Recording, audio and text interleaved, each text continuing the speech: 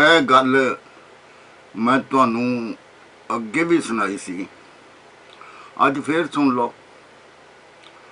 दो सन जनानियां पेंडू भोलियां भालियां जिहियां। उन्हां ऐदों पहले कदे पिंडों बाहर निकल के नहीं सी वेखिया।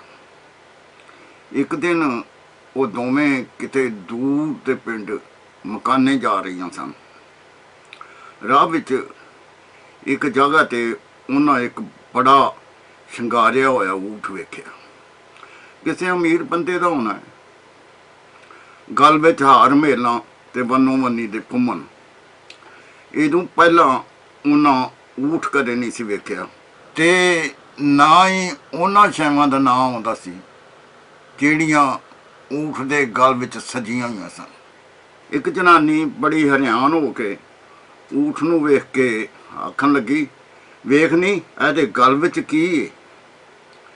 दूजी नूं भी नहीं सी पता इनू ऊठ आंदे ने ते ऊठ दे गल विच शंगार वालियां चीज़ां दा नाम ही नहीं सी उन्नू आउंदा।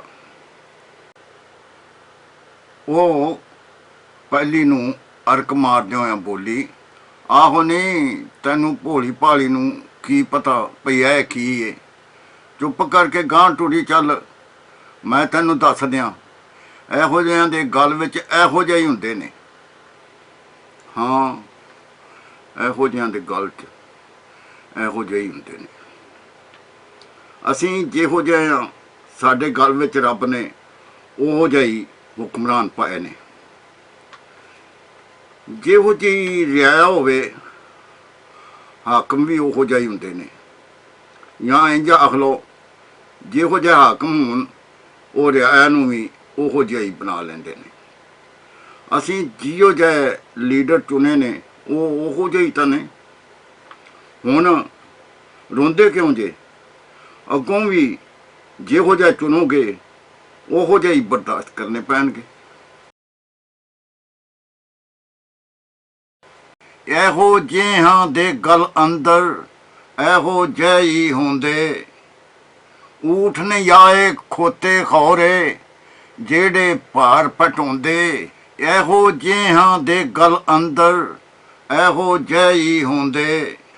खोल खलार वराछां लोकी हसदे ने के रोंदे। एहोजिहियां दे गल अंदर एहो जिहे ही होंदे। नीर वगांदे ने पै दुखिए या पै हार परोंदे। एहोजिहियां दे गल अंदर एहो जिहे ही होंदे। करदे सब तकदीर दे शिकवे बहिंदे अते खलोंदे। एहोजिहियां दे गल अंदर एहो जिहे ही होंदे। उन्हां घाड़ की घड़नी जेड़े रेतली मिट्टी गोंदे।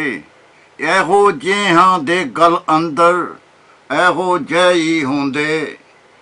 टग्गियां दी थां अज बुखारी बंदियां नूं पै जोंदे। एहोजिहियां दे गल अंदर एहो जिहे ही होंदे।